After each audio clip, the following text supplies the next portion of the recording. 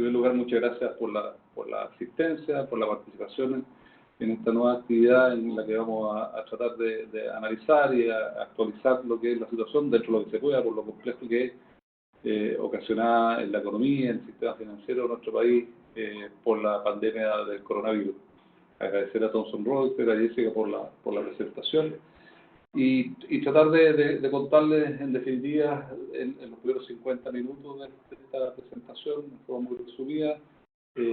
cuáles son las características de esta crisis, tanto desde el punto de vista sanitario, no siendo yo un especialista en temas sanitarios, pero particularmente en lo que tiene que ver con las consecuencias del alcance en la actividad económica tanto a nivel internacional y particularmente con un foco en la actividad económica de nuestro país. Contarles sobre las especificidades, como les he dicho, y posteriormente al final de la presentación dejar un espacio, unos 10 minutos para que ustedes puedan formular comentarios, observaciones, hacer algunas preguntas sobre lo que vamos a tratar en este día. Así que, reiterando el agradecimiento, les quería mostrar lo que es la agenda o los temas que vamos a tratar de abordar en esta presentación, básicamente en dos partes. La primera, una descripción del contexto sanitario y los efectos de la actividad económica, y después tratar de profundizar, como decía, la segunda parte sobre lo que son el contenido y el alcance y las características de las distintas medidas que se han adoptado en lo que se ha denominado este plan de emergencia anunciado por la autoridad, Ministerio de Hacienda, el presidente, el Banco Central y la Comisión para el Mercado Financiero. En primer lugar, resaltar algo que llama mucho la atención sobre las características particulares. Como les decía, una de las primeras consideraciones que yo creo que uno debe tener presente para tratar de explicar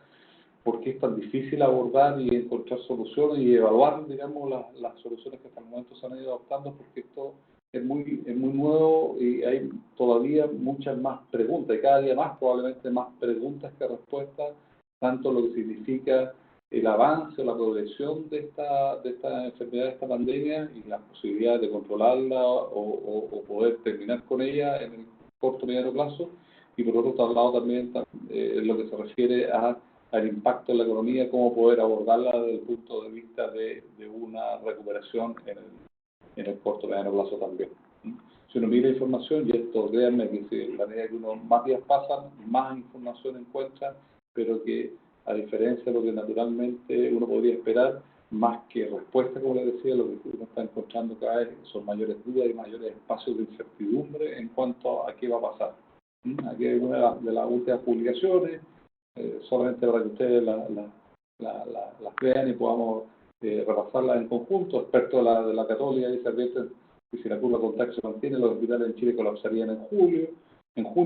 algo parecido a lo que uno puede escuchar en unas declaraciones de la canciller de Alemania, la señora Merkel, el fin de semana y el día de ayer, en relación a la incidencia que tiene la tasa de contagio en relación a la capacidad que tienen los sistemas sanitarios para poder dar respuesta a las personas.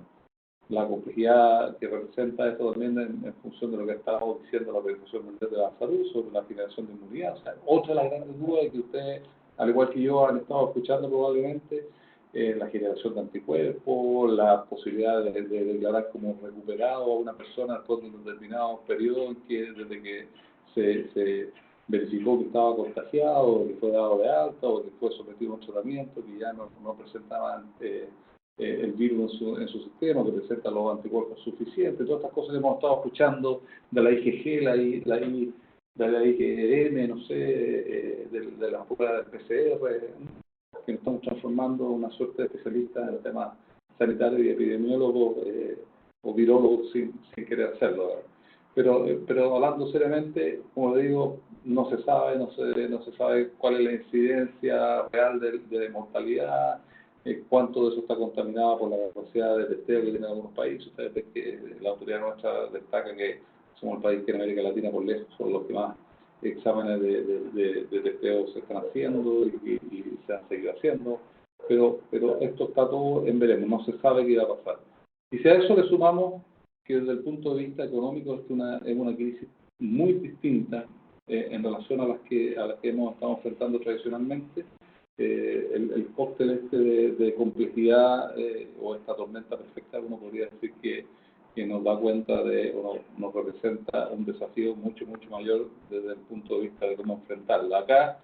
yo le acompaño un resumen, digamos, un extracto de un paper, de una publicación que salió publicada ahora recién el 10 de abril, como ustedes ven,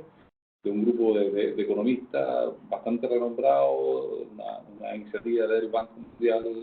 en conjunto con un grupo de economistas del Malaysia Hub,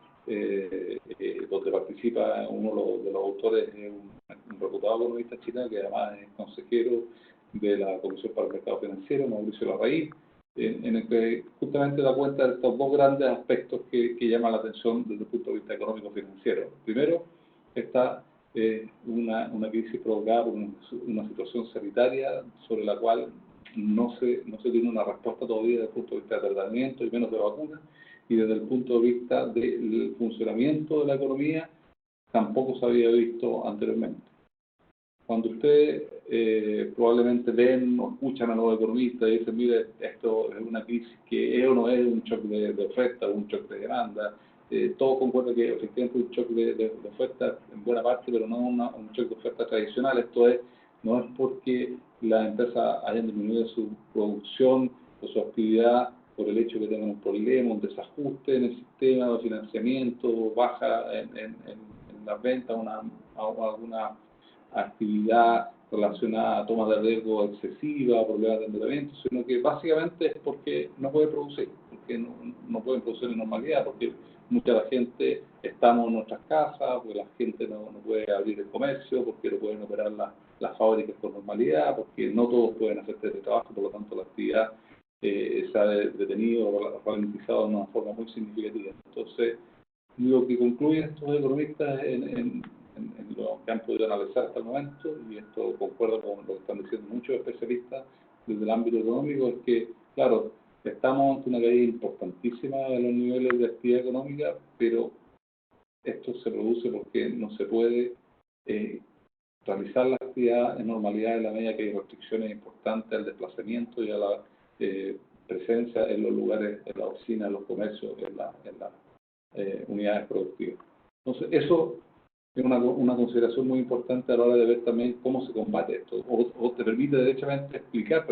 por qué las medidas y los planes que se han ido conociendo a nivel internacional y claramente a nivel local apuntan a fortalecer un aspecto, a mantener el funcionamiento de un aspecto tan relevante como es el sistema financiero y la liquidez del sistema financiero y de las distintas empresas y personas en el país, uno de los componentes relevantes. Desde el punto de vista del impacto económico, yo lo pongo a esta hora, porque cada día estas proyecciones van cambiando. Hacia jueves o viernes de la semana pasada, el Fondo Monetario Internacional pasó desde una proyección de crecimiento caída del producto a nivel global mundial, que hasta antes de esta crisis sanitaria era del crecimiento del 3%, a una caída del 3%, o sea, una diferencia de 6 puntos, que afecta tanto a economías emergentes como a economías también de los países más desarrollados, en Europa principalmente. Y uno ve ahí que la última gran crisis que se había presenciado en Chile, que fue a nivel internacional, que era la crisis subprime de la fin de los 2000, 2008, 2009, provocó una caída, con todo lo importante que fue los seres, de solamente un 0,1% de la actividad a nivel global, y esta un 3%. No llama la atención, o no debería llamar la atención entonces que pudiéramos ver este tipo de noticias, y un poquito más la presentación, la que les mandé para que después se la distribuyan, se ven bastante mejor en términos de que esta la estoy haciendo a través de un tablet, tengo tablet, de computador, de teléfono por todos lados para poder compartirla con ustedes. Da cuenta de algunas noticias relevantes, solamente de lo que la semana pasada de Financial Times en Inglaterra, la peor crisis económica de la Gran Depresión de los años, principio del siglo pasado, el año 30, 29, 30, una expectativa, una proyección de que los distintos gobiernos enfrenten un aumento muy relevante en el endeudamiento público, con todas las restricciones que eso va a significar desde el punto de vista de las medidas o las soluciones que se van a poder ir adoptando. Por eso también hablan de lo que se está haciendo en términos de rediseñar las medidas de rescate de apoyo, por ejemplo, de los organismos internacionales como el Fondo Monetario hacia la economía emergente. En resumen, este es un problema de gran magnitud. No ninguno novedad lo que estoy diciendo, pero que es muy importante tenerlo presente y sobre todo tener presente las características nuevas o particulares que estamos presenciando. Por eso cuando en el caso de Chile, el ministro de Hacienda y el presidente anunciaron las primeras medidas, estaban de todo lo que se ha denominado este plan de emergencia, un tema muy relevante, aquí hay una entrevista del ministro Briones de hace 3 semanas, 2 semanas y media, en que explicaba por qué muchas de las decisiones que se estaban adoptando estaban apuntando a garantizar el adecuado funcionamiento del sistema financiero, de la cadena de pago, de los bancos y de las empresas en términos de liquidez y capital de trabajo. ¿Por qué era tan relevante tratar de fortalecer ese funcionamiento como una medida de que la empresa en general, las personas, las pymes, los emprendedores puedan seguir contando con recursos que le permitan poder empezar a recuperar la normalidad una vez que el tema sanitario se pueda empezar a controlar? No, probablemente eso no significa que sea una vez que se tenga el tratamiento, que se tenga una vacuna, porque eso ya sabemos que va a tomar un tiempo mucho más largo, pero sí desde que el nivel de contagio y de transmisión de este virus se pueda administrar de mejor manera, de forma tal de poder permitir que las medidas restrictivas se vayan flexibilizando y la actividad económica se pueda ir retomando. Entonces, ese es el sentido de buena parte de esa medida. ¿Y por qué? Porque esto es un sistema no solamente la capacidad de producción, de cuando presenta el capital de trabajo para poder operar, digamos. De ahí uno puede empezar a entender, por ejemplo, por qué es tan importante que el sistema financiero bancario siga funcionando bien, por qué está interviniendo el Banco Central. Aquí le muestro en esta lámina parte de lo que periódicamente, 2 veces al año, el Banco Central hace con la publicación de este informe de estabilidad financiera. Este es el último que está disponible, el próximo es ahora de abril, que lo publicarán a principios de mayo, donde entre otras cosas se muestra cómo se financian, por ejemplo, los bancos. Todos los recursos disponibles que tiene el banco, una parte son o financiamiento a través de bonos, el capital propio de los mismos bancos, los depósitos que pasan, que facilitan las personas o los inversionistas, y entre ellos, por ejemplo, los inversionistas institucionales, los fondos de pensiones, los fondos mutuos, los fondos de inversión, que financian en forma significativa a los bancos para que estos puedan tener recursos para prestar a su vez. Entonces, cuando uno ve crisis o situaciones de shock tan importantes en la economía con la que estamos viviendo, hay que tener mucho cuidado y poner mucho ojo, porque entre otras cosas es que la gente empiece a hacer retiros de aporte de fondos mutuos, de fondos de inversión, pega también en la capacidad que tienen los bancos para poder disponer de recursos suficientes para prestar o renovar préstamos a sus clientes, a las personas, a las pymes, a las empresas en general. Ahí en esta gráfica les muestro un poquito de cómo es el financiamiento y cómo contribuyen cada uno de estos inversionistas al financiamiento de los bancos para efecto del adecuado funcionamiento de las mismas instituciones. Y así, entonces, cuando uno ve el plan fiscal, esta es una información que ustedes la pueden sacar, está disponible ahora con mucha mayor transparencia y facilidad de entendimiento de la página del Ministerio de Economía. La han ido actualizando, la han ido complementando a partir de los distintos anuncios. El plan fiscal, el plan económico de emergencia por el coronavirus, contempla 3 ejes. Ustedes, seguramente al ministro Briones, al presidente, lo han escuchado varias veces. Un elemento muy importante que está en el recuadro inferior de la izquierda, que es la protección de los empleos y ingresos laborales, que es parte importante del plan inicial y de los proyectos de ley que se han enviado. El fortalecimiento del seguro solidario de cesantía, por ejemplo, la posibilidad de que estos subsidios de cesantía se puedan pagar incluso manteniendo, congelando la relación laboral de las empresas con sus trabajadores, el apoyo de los ingresos de la familia, tratando de abarcar incluso a aquellos que laboran en el sector informal o que voltean, etcétera. Y un aspecto central que aquí también aparece en medio, no sé si será casualidad o porque lo quieren también, y me parece que efectivamente es muy prioritario también, muy relevante, que es que tiene que ver con la inyección de liquidez para apoyar a las empresas, especialmente a las pymes. O sea, el tema de poder darle continuidad a la empresa y poder permitir que éstas sigan funcionando y que en el momento que se controle el tema sanitario puedan retomar su actividad y reimpulsar la actividad económica, es muy relevante para poder garantizar el éxito de estas medidas que están tomando. No todas las cuales significan, y lo vamos a ver más adelante con mayor atención, significa que nuevos recursos o recursos frescos por parte del Estado, sino que más bien son reasignaciones o anticipos de algunos flujos de dinero para efectos de poder ir destinándolo a capital de trabajo para la empresa y para aumentar la disponibilidad de financiamiento con la que disponen los bancos y que pueden traspasar hacia sus clientes. Entonces, si uno empieza a ver cuál ha sido el contenido de estos anuncios, puede empezar a distinguir, como les decía, algunas medidas que tienen que ver con reasignaciones o anticipos o postergaciones, que significan anticipos de flujos para efectos de las empresas, postergaciones en el pago de algunos impuestos, de los PPM, una postergación que es menor, pero que también puede ayudar en el pago de las contribuciones, la cuota de las contribuciones de bienes raíces, el anticipo de la evolución del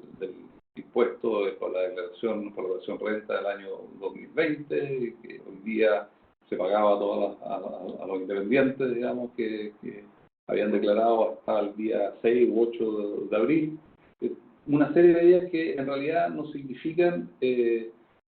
desembolso efectivo de recursos o de nuevos recursos por parte del fisco, sino que más bien una reasignación o un anticipo de desembolso.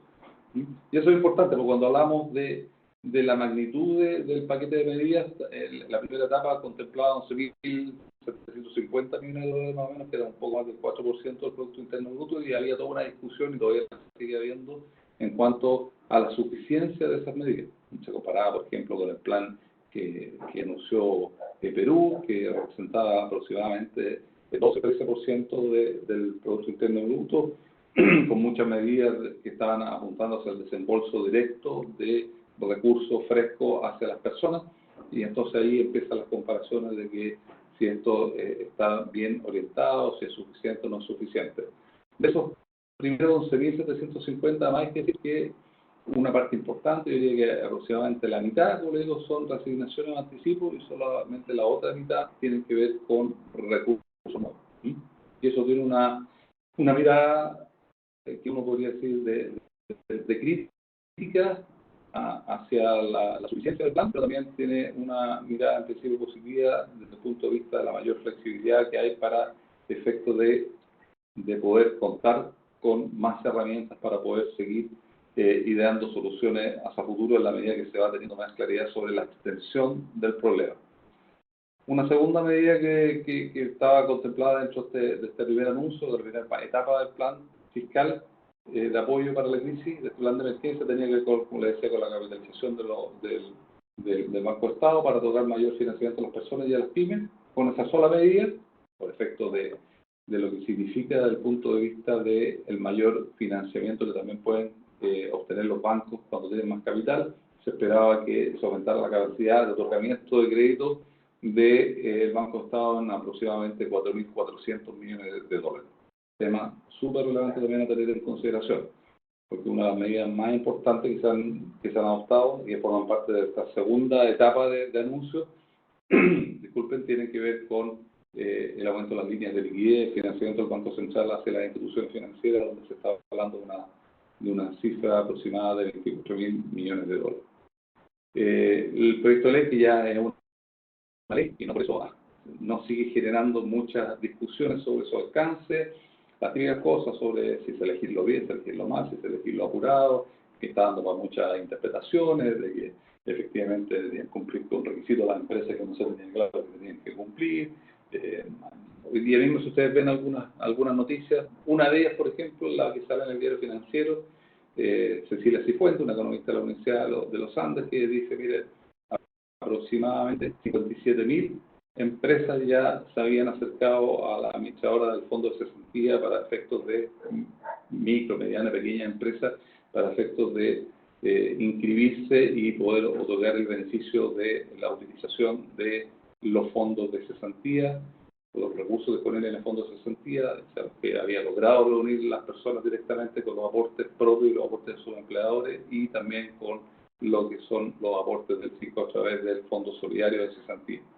Ahí hay otra medida nueva, o sea, o hay una medida que implica recursos nuevos, los 2.000 millones de dólares que se están aportando al Fondo de Cesantía Solidario para cubrir lo que probablemente va a ser una necesidad muy clara, las necesidades de pago de estos subsidios de cesantía, entre comillas, para las personas a las cuales se les suspende o se les congela la relación laboral, por cuanto probablemente va a ser insuficiente lo que muchas personas tenían ahorrado en su cuenta individual del fondo de cesantía. Pero ahí tenemos una medida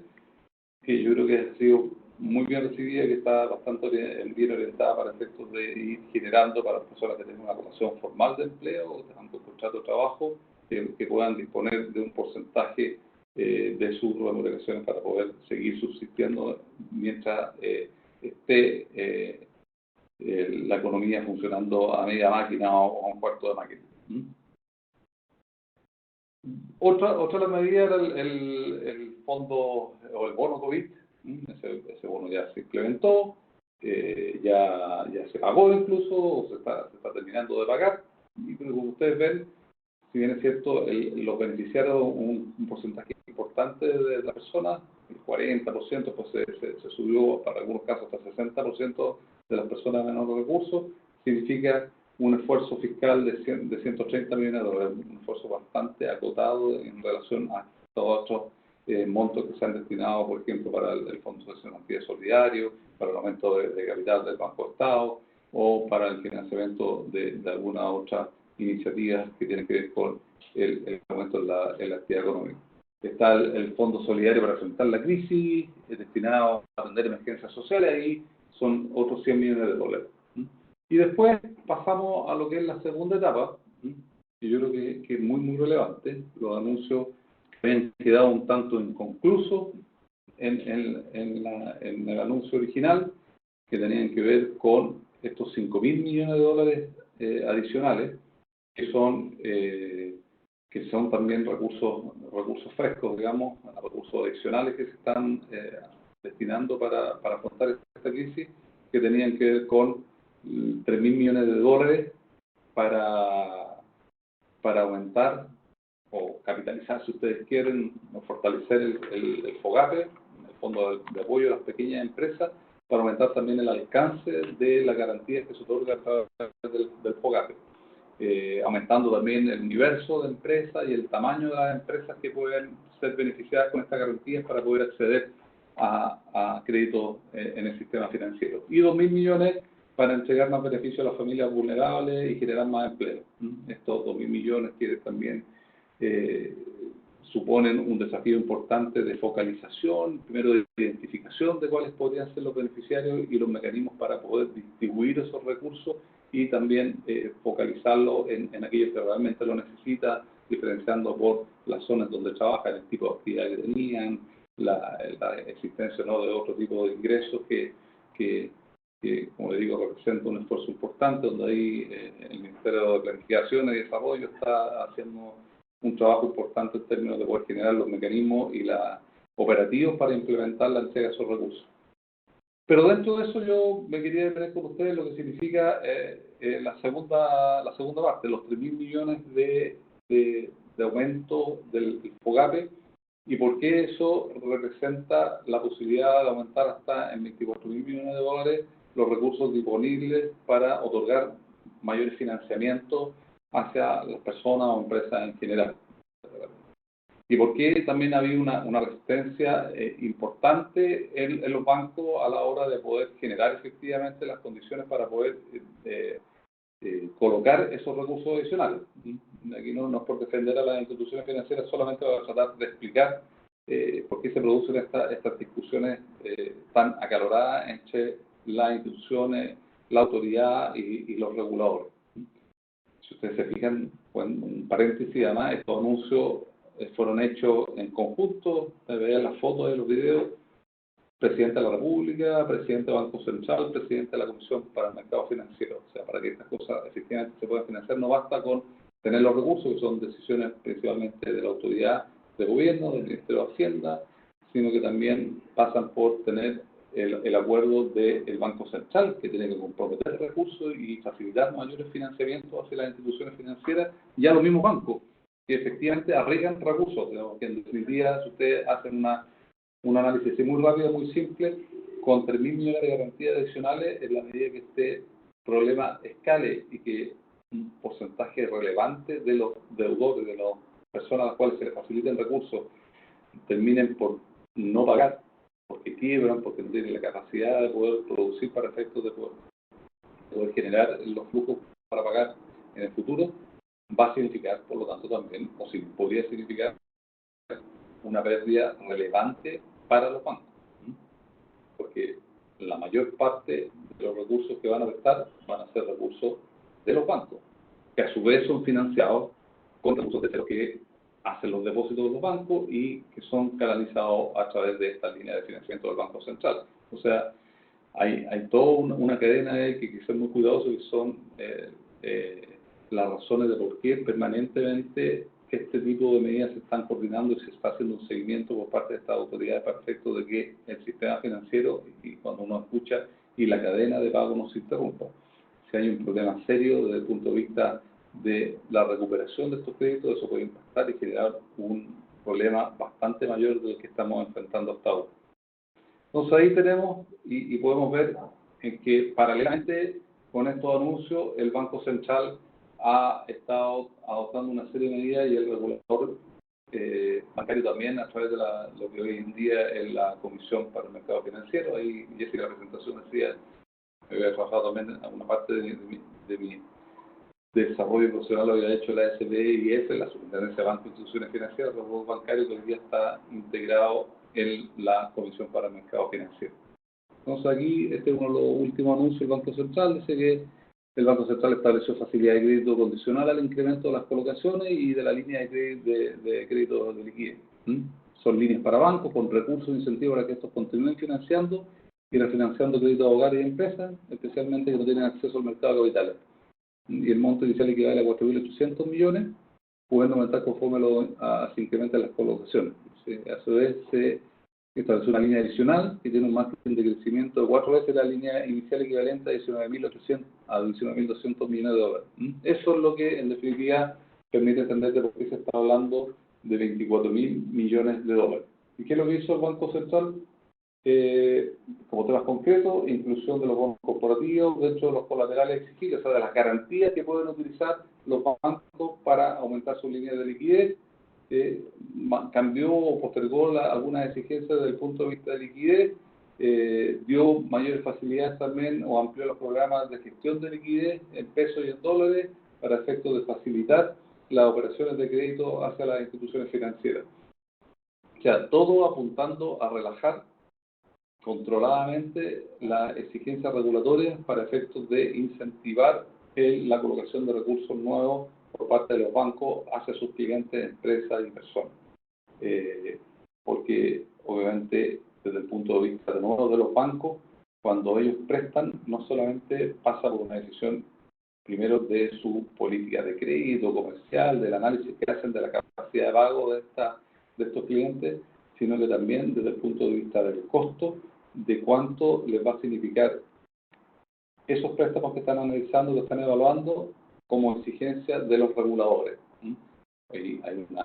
revisión que hacen los reguladores, particularmente después la Comisión para el Mercado Financiero, en términos de decir, bueno, si usted está aumentando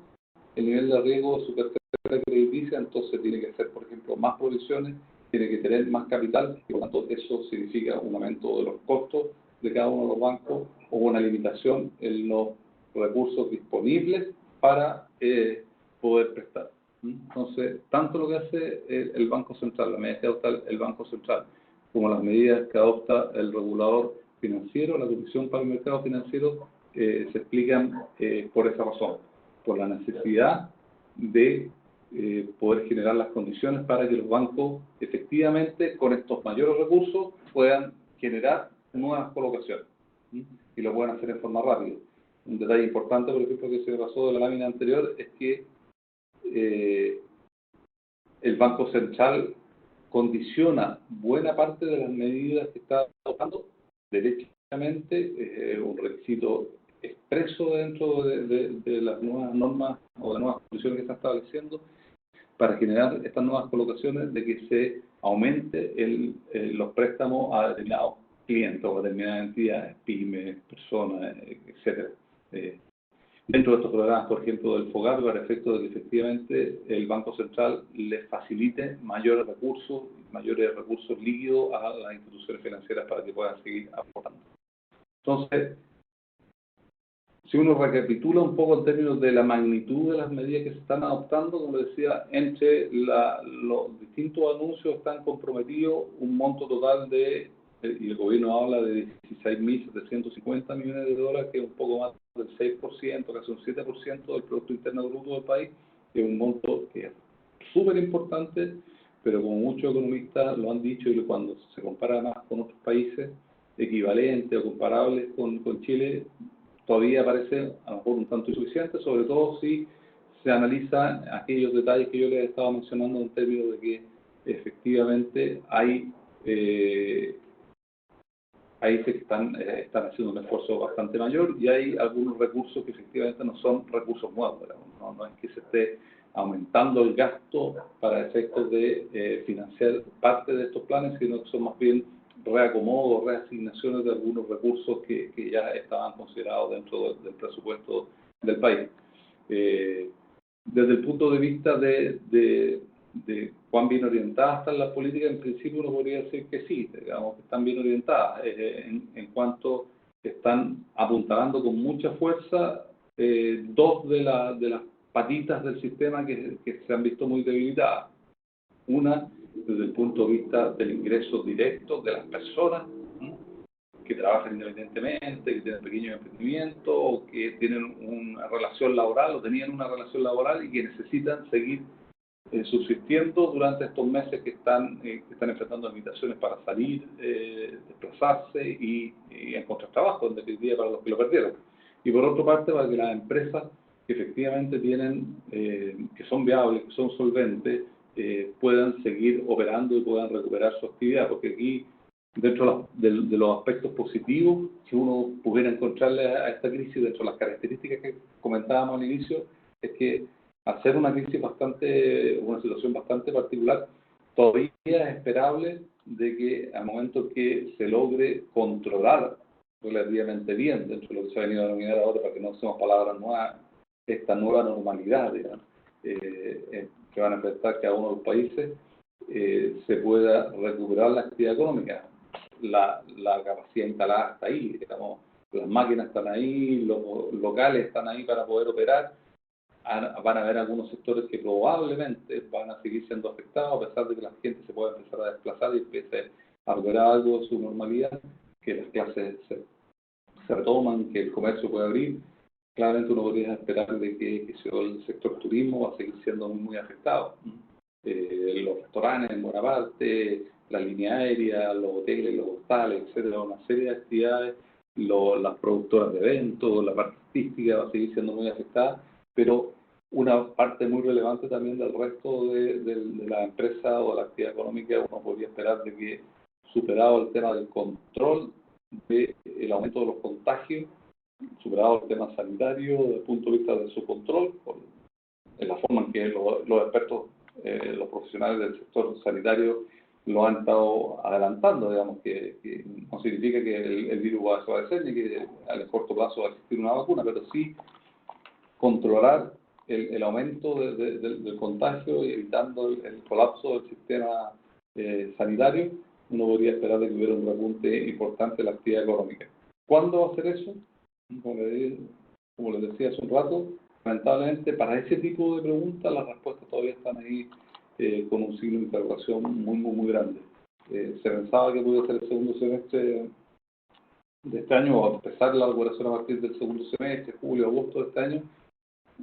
La última noticia que se están recibiendo es que probablemente eso va a durar un poquito más, que la necesidad de mantener ciertas limitaciones o limitaciones importantes al desplazamiento y al desarrollo de la actividad económica van a seguir por un tiempo más largo, y por lo tanto es muy difícil todavía decir cuándo eso se va a poder ver. Que a eso le sumamos otro tema más, que uno podría decir de que es paralelo o que es un elemento adicional que está impactando también a la actividad económica, pero ya creo que no es tan así. Es parte también del problema, que es la crisis que tiene que ver con el sector energético, particularmente con el petróleo. O sea, cosas que realmente no se habían visto nunca. Al que le interese a todos y ver el funcionamiento del mercado, de los mercados específicos, de los mercados de commodities, de los futuros. Ayer, por ejemplo, los futuros de petróleo para mayo, para los que se tenían que cumplir ahora en mayo, con entregas en mayo, se estaban cotizando a menos de $38 el barril. O sea, las personas que tenían stock o que estaban comprometidos a recibir stock de petróleo, estaban pagando porque alguien se lo lleve, porque ya no hay capacidad de almacenamiento y nadie lo puede tener,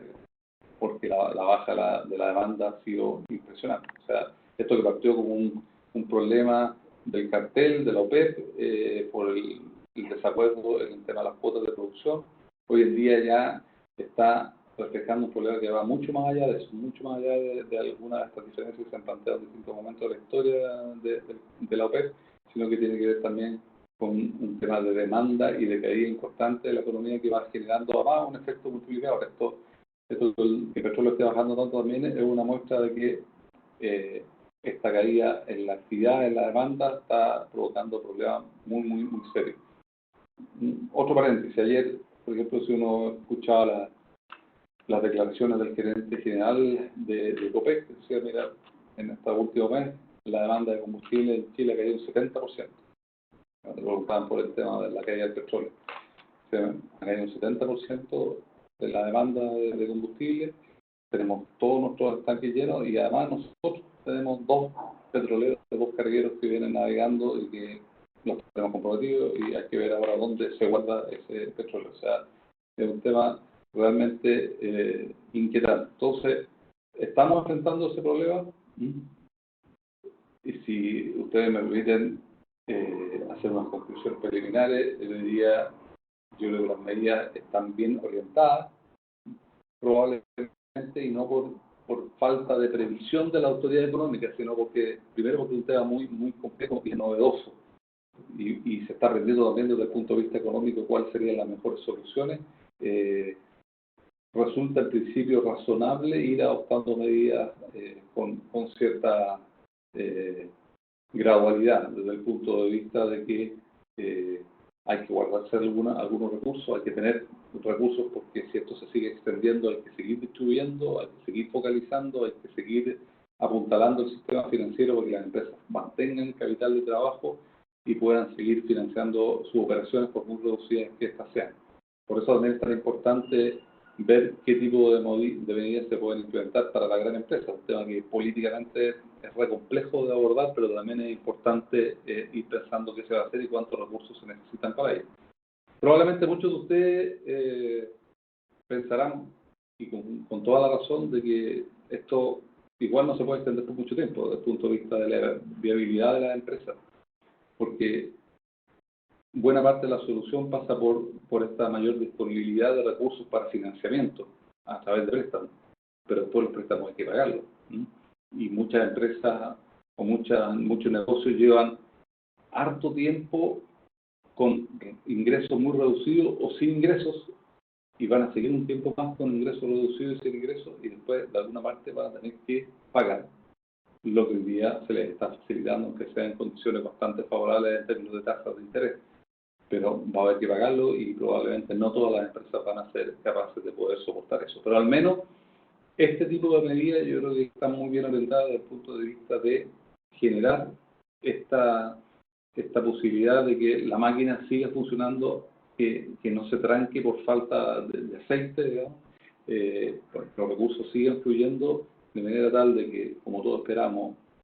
desde el minuto en que se pueda ir normalizando la actividad económica, la gente puedan salir de sus casas, puedan empezar a trabajar de nuevo, puedan abrir restaurantes, comercio, y puedan empezar a operar de nuevo, se empiecen a generar los recursos para poder ir financiando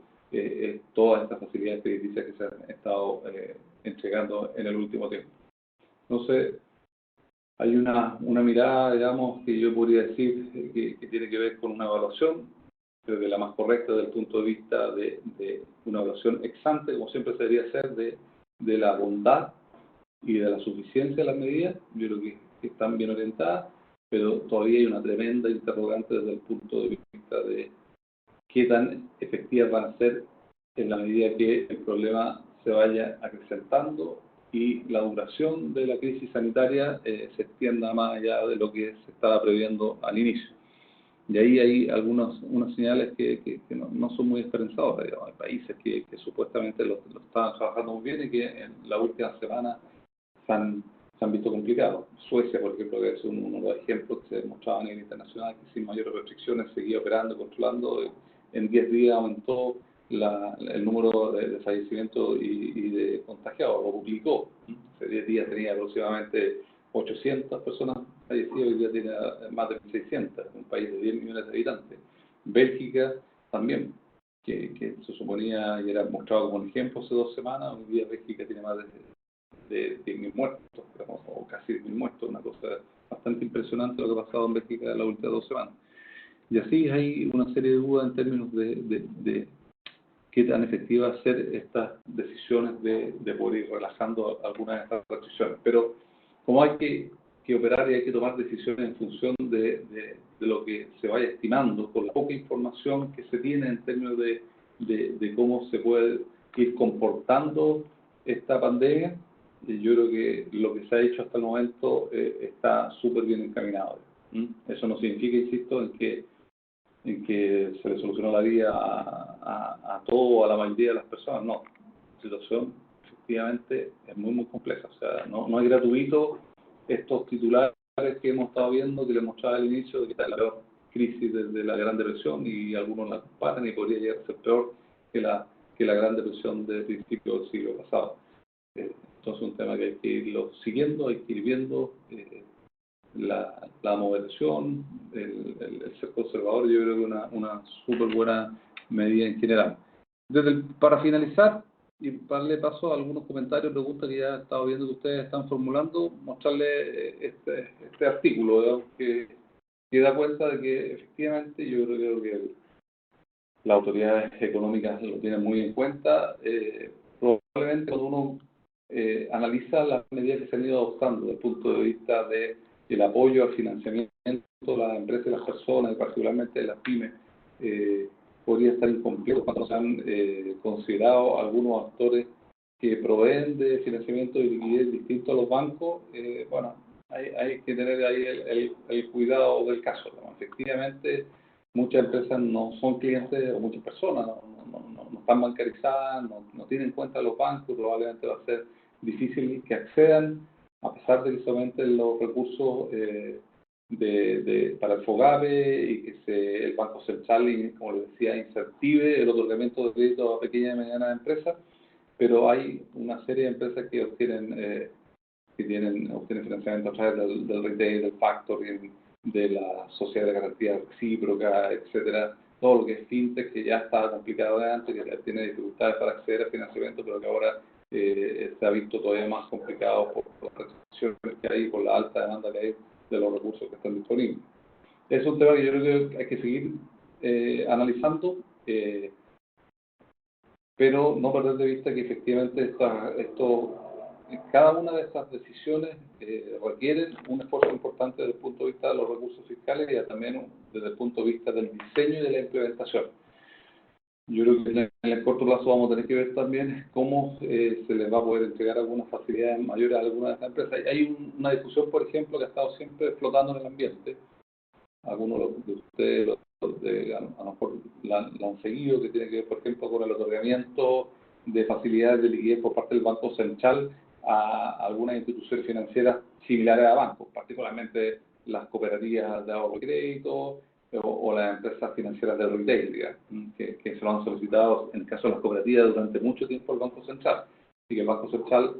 siempre ha respondido, mire, en la medida en que sean entidades que no están sujetas a una regulación y a una fiscalización equivalente a la que tienen los bancos, yo no le puedo otorgar financiamiento. Primero, estoy impedido desde el punto de vista legal. Segundo, desde el punto de vista del riesgo que eso le impondría al sistema financiero, es un tema muy, muy complejo.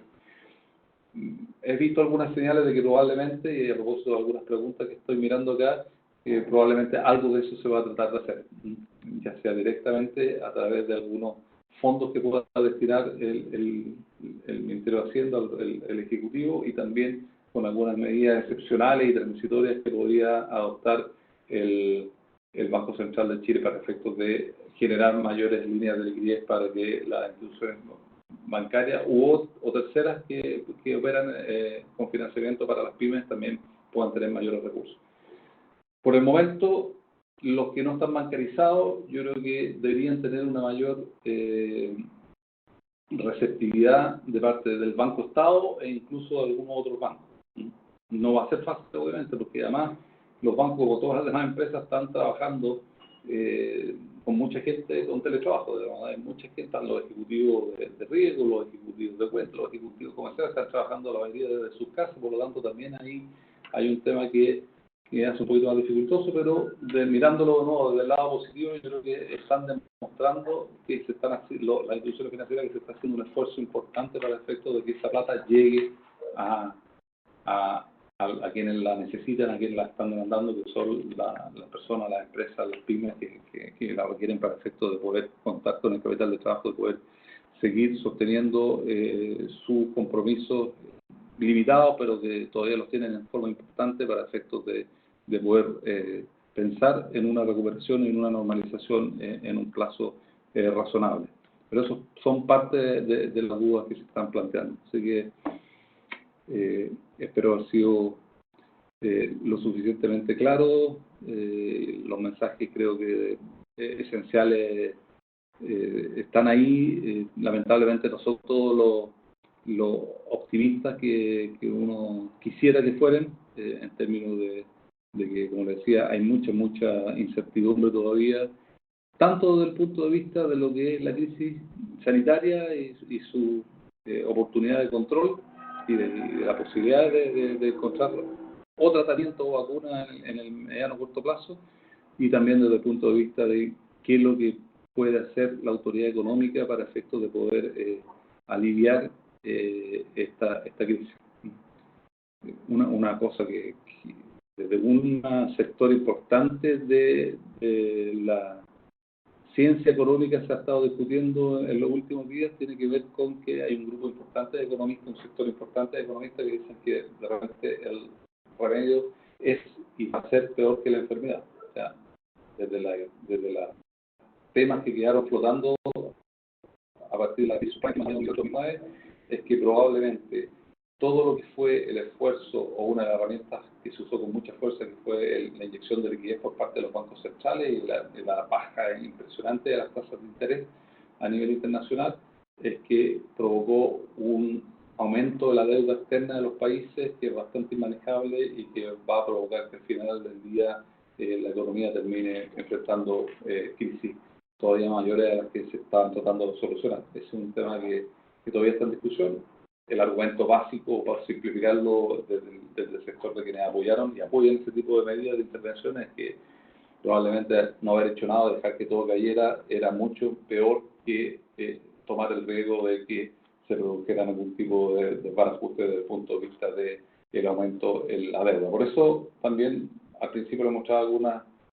algunas declaraciones de autoridades, de economistas y del Fondo Monetario Internacional que dicen que los países se tienen que estar preparando, porque lo que sí es cierto, la plata, como todos hemos dicho, como haya que se echa a andar la maquinita de las cajas de moneda, imprimir papel, no es infinita, y al final los recursos en algún minuto se van a acabar, y por lo tanto es súper importante mantener la liquidez, mantener el capital de trabajo de la empresa, pero no puede ser por un tiempo demasiado largo, porque no va a haber recursos para hacerlo por demasiado tiempo. Entonces esas son las incógnitas no menores que se tienen y que hay que tratar de ir viendo qué va pasando en el transcurso de las próximas semanas y los próximos meses. Les dejo, Jessica, para efectos de agradeciéndoles nuevamente su participación y su paciencia. para que formulen algún tipo de comentario o preguntas. Carlos, tengo anotadas algunas preguntas, te las voy a ir haciendo para que las vayamos resolviendo dentro de lo posible, ¿te parece? ¿Ok? La primera dice, los bancos no están incluyendo personas y empresas con créditos renegociados. ¿Van a quedar derechamente excluidos? ¿Hay alguna medida que se vaya en ayuda de estas personas naturales o jurídicas? Bien. ¿La anotamos, después las contestamos todas o las vamos contestando en el...? Como tú quieras. Mira, vamos abordándola inmediatamente. Efectivamente hay ciertas condiciones para efectos de poder ser sujeto de créditos que tienen que ver con la morosidad o con el estar al día, digamos, en las obligaciones que tienen con las instituciones financieras. Yo creo que eso se va a tener que ir relajando en la medida que se demuestre que hay ciertas condiciones que pueden dar lugar a que uno concluya que la empresa es viable o que ese comercio es viable y por lo tanto, si bien es cierto se está corriendo un riesgo importante, otorgándole más recursos es una forma de poder salvar una empresa que tiene factibilidad de seguir operando. Ya se han hecho cosas, por ejemplo, en términos de todo lo que ya está definido para efectos de prorrogar ciertas obligaciones y otorgar mayor financiamiento. Ustedes ven que ese es el sentido de las medidas que tomó tanto el Banco Central, como les decía, como la Comisión para el Mercado Financiero. O sea, las medidas desde el punto de vista regulatorio micro que tomó la CMF apuntan justamente a eso. Así, mire, señor, desde el punto de vista de las provisiones que usted tiene que hacer para estos nuevos créditos, de créditos que en condiciones normales usted debería generar mayores provisiones porque hay una mora en estos créditos, no la considere como tal. Yo no le voy a exigir mayores provisiones ni le voy a exigir mayor capital porque están dentro de este contexto de emergencia. Por lo tanto, usted puede prestar y no requiere hacer más provisiones, no requiere constituir mayor capital para efectos de poder cursarlo. Entonces, hay una parte que ya está abordada. Un relajo mayor, yo creo que efectivamente hayan habido algunos anuncios de que se podía tener en consideración para efectos de también poder o posibilitar el aumento de esas colocaciones, pero claro, en la medida que se van ampliando un poquito más estas excepciones, el nivel de riesgo también aumenta en forma proporcional y, como les digo, uno de los objetivos principales, por no decir el más relevante desde el punto de vista de la autoridad económica, particularmente del Banco Central, es que no haya un debilitamiento excesivo desde el punto de vista de la posición que tienen los bancos para que no haya el efecto tan indeseado y que genera tanto terror o preocupación, para no decir terror, en la autoridad económica, que tiene que ver con el efecto contagio en las instituciones o en el sistema financiero. Entonces, hoy en día ustedes ven que además, por ejemplo, hay algunas cosas que no se pueden hacer y que en otros países sí se pueden hacer. Algunas de las cuales se han comentado en los medios de comunicación. Uno dice, ¿por qué la autoridad en Gran Bretaña, en otros países en la Unión Europea y en Estados Unidos han decretado que no se pueden repartir dividendos por parte de las instituciones financieras? Y aquí el Banco Central, el Ministerio de Hacienda o la Comisión para el Mercado Financiero le preguntó a los bancos si iban a limitar el reparto de dividendos, y ustedes ven, muchos bancos igual decidieron repartir dividendos, aumentar incluso el porcentaje de dividendos que podían repartir en función de las utilidades pasadas. La idea era justamente fortalecer la base de capital de los bancos, que no se viera debilitada, para que generar mejores condiciones para poder seguir prestando. Entonces, ahí hay un tema que hay que hacerle un seguimiento mayor. Yo esperaría que se relajaran un poco más, pero no sé cuánto mucho más se pueden relajar para mantener la seguridad del sistema. Perfecto. La siguiente dice, respecto a la recuperación de la economía, ¿cómo se proyecta el efecto en las exportaciones agrícolas, principalmente a países asiáticos? Bueno, la buena noticia en cuanto a la recuperación o la vuelta a la normalización de la actividad en China pasa un poco por responder ese tipo de inquietudes, digamos, por el hecho de que, particularmente en el caso de Chile, digamos, es un país que es muy relevante en términos porcentuales de lo que significan las exportaciones o la adquisición de productos que Chile exporta, no solamente de cobre, sino que también de productos agrícolas, y de otros productos alimenticios, pero de nuevo está el tema de qué tan rápido va a ser esa recuperación. China, después de décadas de crecimiento muy grande, muchos años creciendo sobre el 10%, en los últimos años cercano al 10%, un poco más abajo que eso, hoy día ya informó una caída en el producto en el primer trimestre que más allá del 10%, y se espera que en el año caiga alrededor de un 6,9 o un 7%. Entonces, lamentablemente, para poder responder esa pregunta, todavía falta que corra un poquito más de agua bajo el puente, digamos. Yo creo que lo que está viendo en los últimos días es que la recuperación se va a demorar un poco más, digamos. Ojalá sea en el último trimestre de este año, y que uno pueda ver, porque también está todo el tema de la cadena logística, qué va a pasar con el transporte de la mercancía, cómo se van a poder regularizar las operaciones de las líneas aéreas, que son importantes para varios de los productos que se exportan, sobre todo lo que tiene que ver con la parte agrícola, productos frescos, etcétera. Hay una serie de interrogantes también ahí que todavía... pero, claro, están estos pequeños indicios de que se puede, y se están empezando a ver algunas reaperturas de alguna economía importante, particularmente en el caso de la asiática, de la China, que podrían ser relevantes desde el punto de vista de la expectativa de recuperación para el sector agrícola exportador. Perfecto. El siguiente dice, en temas de financiamiento, todos los apoyos de capital de trabajo, debido al riesgo, las tasas de interés se han disparado en comparación a los primeros meses del año. ¿Qué medidas se tomarán respecto a la regulación que afecta directamente a quien adquiere préstamos? Bueno, ahí yo creo al menos la parte mayoritaria de los recursos que se están liberando para efecto de nuevo financiamiento, que es lo que hablábamos hace un rato, estos 24.000 millones de dólares nuevos, están con una señal primero, después incluso se está pensando en el mismo decreto o reglamento que se crea a partir de alguna de las iniciativas legales que se están adoptando para efecto de facilitar ese financiamiento, queden preestablecidas de manera tal que efectivamente se respete, que no sea solamente un tema de un acuerdo, sino que sea parte de un compromiso exigible por parte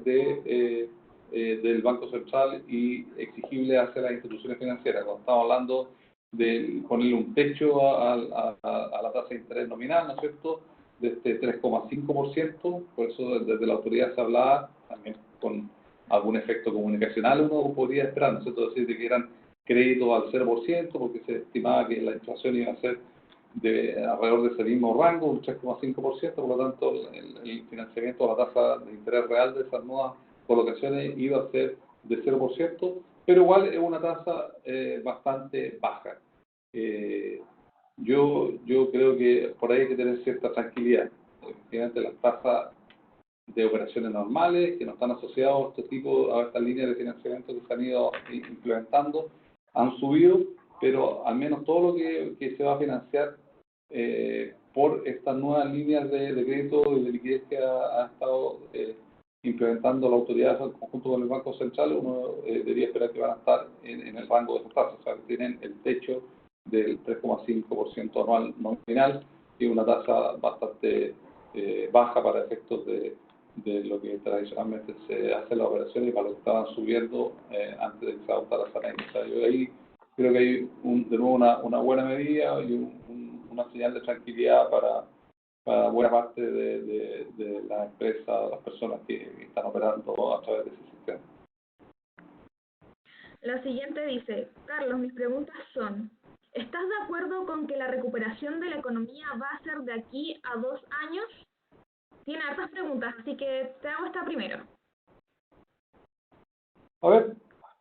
como algo había adelantado, hay dentro de las características bien particulares que tiene esta crisis, uno podría decir que hay elementos que abonan la respuesta afirmativa a esa pregunta y otros que podrían decir que podría ser un poco más largo. Como le decía, esta es una crisis que es bien particular desde el punto de vista que la disminución en la capacidad productiva o la actividad tiene directa relación con las restricciones o las prohibiciones derechamente para que las personas se movilizan, salgan de sus casas y pueden concurrir a sus lugares de trabajo, digamos. Y por lo tanto, si no pueden abrir, no pueden, buena parte, más allá de los que pueden hacer teletrabajo, estar desarrollando una actividad en el comercio, claramente. Si no pueden abrir, no pueden vender, o pueden vender mucho menos por internet, las que operan de esa manera. Una vez que se logre controlar la crisis, y entendiendo por controlar la crisis, por lo que obviamente ninguno de nosotros somos expertos sanitarios, creo, significa que se pueda lograr este tan manoseado término del aplanamiento de la curva de contagio. O sea, que efectivamente los nuevos contagios bajen o disminuyan a una tasa que sea manejable desde el punto de vista de la normalización de la vida de las personas. Uno podría esperar que fuera en el corto plazo una recuperación importante, pero obviamente, y en una de las primeras láminas que vimos, que tiene que ver con aumentar en forma importante el próximo año, lo veíamos ahí, ¿no es cierto?, un 3% de disminución en 2020, y en 2021 se esperaba hasta la semana pasada un 5,algo% de aumento a nivel global. Como siempre pasan estas cosas, hay que tener cuidado también, porque cuando uno habla de las tasas posteriores, están sobre una base distinta. Yo siempre digo, si caen 50% algo, las bolsas, lo que sea, el PIB, al otro año, para que vuelva al mismo nivel inicial, tendría que crecer no un 50%, sino un 100%. Tema matemático directo. Si baja de 0 a 50, un 50%, para que vuelva a 100, ya no un 50%, sino que un 100% de aumento. Entonces, yo diría, hay elementos que podrían decir de que la recuperación en 2 años podría ser algo razonable para efectos de poder recuperar la actividad económica, pero en la medida en que ese control de la situación sanitaria se logre no más allá de 4 o 5 meses. Después, el problema que yo les mencionaba la vez anterior, si hay algunos de los que tuvieron en la charla anterior, algo de las cosas que yo les decía que nos enseñan en economía o en finanzas,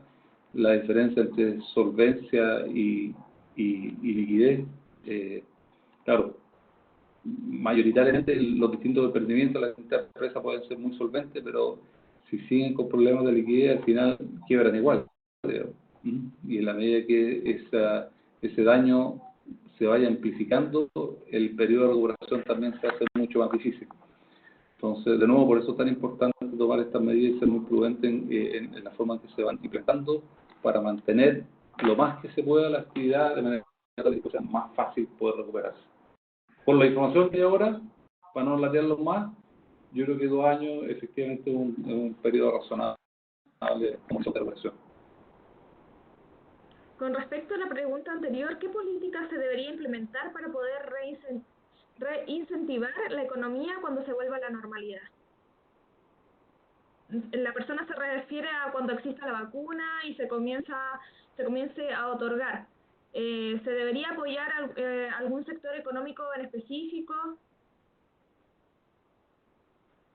Como les decía, dentro de estas características particulares, a diferencia de las crisis, o de la mayoría de las crisis tradicionales, en esto yo creo que la forma de lograr esa recuperación es justamente manteniendo viva a las empresas. En una crisis tradicional, justamente lo que se hace es incentivar la inversión, digamos, y la inversión de actividades o sectores económicos que son muy demandantes de mano de obra. Y por eso les hablaba de que en las crisis tradicionales lo que uno ve, incluso como medidas paliativas, en la crisis mayor que la subprime, que nosotros enfrentamos localmente, que fue la crisis del principio de los 80, ¿no es cierto?, del año 82, 83, uno veía que cuando se crearon estos, los que son a lo mejor mayores, no decir más viejos, sino mayores, que andan por ahí por los 40 y tantos, 50, 60 años, se lograron los programas del PEN, del POF, del programa de empleo mínimo, el programa de obras públicas que se hizo para jefes de hogar, justamente porque son los sectores que tienen mayor contratación de mano de obra todavía, a pesar de que la economía ha ido cambiando, que la tecnología ha estado cambiando otras cosas, pero construcción, obras públicas muy relevantes que se han utilizado tradicionalmente para efectos de incentivar el crecimiento de la economía. Yo creo que en este tipo de crisis, por ejemplo, el tema, claramente, como le he dicho, no pasa por ahí. El problema pasa porque las personas puedan reintegrarse a su actividad normal, de la medida que las personas puedan y que las empresas sobrevivan. Por eso es importante mantener la liquidez,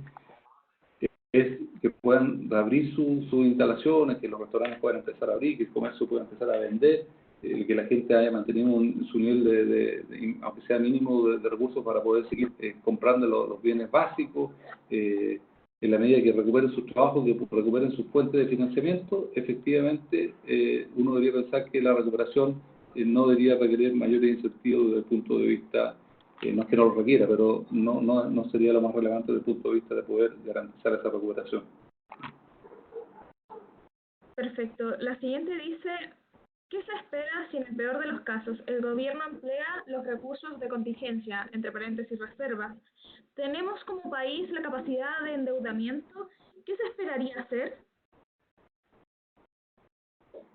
Bueno, ya el presidente anunció este tan conocido en otros periodos de nuestra historia económica del 2% constitucional.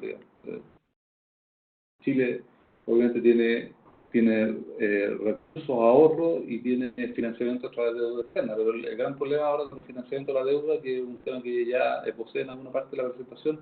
es que a diferencia de crisis que son más locales o más sectoriales, regionales, esto es una crisis global en el amplio sentido de la palabra, o sea, afecta a todos los países del mundo, y en forma muy significativa. Por lo tanto, hay una competencia por acceso a recursos de financiamiento muy relevante. O sea, no están todos requiriendo en mayor o menor medida financiamiento de deuda. Por lo tanto, va a llegar, si es que esto no se controla a tiempo, se va a llegar en un minuto que efectivamente no haya cómo financiarlo. Más que financiar probablemente, como muchos lo van a hacer con inflación, que es una manera engañosa de financiar las cosas, digamos, emitiendo más billetitos para que la gente pueda recibir más dinero, pero al final, en definitiva, el financiamiento real está agotado. Chile está en una posición mucho más ventajosa que muchos países, en términos de que tiene un déficit fiscal agotado, ha ido creciendo, pero tiene un déficit fiscal agotado y tiene un acceso a la deuda importante, incluso hace muy poco tiempo lograba colocar bonos a tasas muy bajas. O sea, la posición en la que está Chile es bastante más favorable a la que tienen muchos otros países, pero igual no es infinita. Entonces, el tema sigue siendo el tema de la duración de la crisis sanitaria la que va a condicionar la posibilidad de salir bien parado de esto. ¿Qué recomiendas que deberían hacer las personas naturales durante este tiempo? Mira, a propósito de lo que mencionaba desde la crisis de los 80 y de nuestros periodos también de crisis, la misma crisis subprime, mucha gente cuando queda sin trabajo, tradicionalmente se volcaba a los que podían con la indemnización, cuando los desvinculaban, se compraban un taxi, era muy común, ¿no? Lo único que quisiera la gente, en épocas de crisis durante mucho tiempo, la gente optaba por ser fácil desde el punto de vista de la reconversión. Yo creo que afortunadamente hoy en día existen también algunas de esas o una gama un poquito más amplia, no digo que sea fácil, por eso es tan importante, y buena parte de las medidas de este plan de emergencia están enfocadas en apoyar a las familias más, pero también esta nueva economía uno ve que efectivamente hay, por ejemplo, transportistas del aeropuerto, transportistas escolares que están reconvertidos. No digo que se llegue a hacerlo, pero uno los ha estado viendo en delivery, en entrega de encomienda o de productos, gente que se dedica con pequeño emprendimiento de venta en sus domicilios, familiares. Por ahí algunos amigos me comentaban que viven en condominios que están subiendo de peso como locos porque un día les ofrecen sopaipillas, berlines, que y se apoyan unos con otros. O sea, desde esas cosas que uno puede ver de poder hacer actividades de servicio que son propias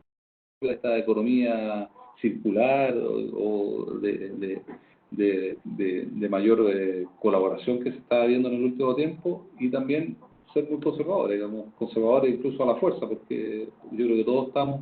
reduciendo en forma significativa dentro de lo que se puede, obviamente, hay cosas que uno no puede dejar de hacer, pero reduciendo los gastos para tratar de que lo que se está recibiendo que mucho menos alcance durante más tiempo. Entonces,